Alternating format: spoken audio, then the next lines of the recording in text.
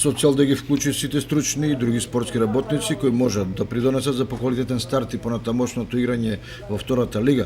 Раководството на Осогово ги отвора вратите за сите заинтересирани да им помогнат на клубот пред големиот предизвик.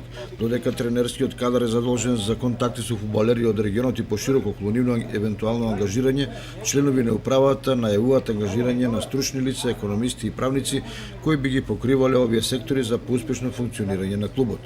Покрај тоа се работи и на засилување на тренерскиот тим со ангажирање на долгогодишниот стратег на жолто-сините Крсте Крстев, но не да работи со првата екипа, туку еден вид координатор на помладите селекции кои се наметнуваат како врска во второлигашкото надпреварување. Тоа што во Осогово се смета за приоритет е решавањето на проблемот со финансирањето на клубот, кој во второлигашка конкуренција бара далеку повеќе средства.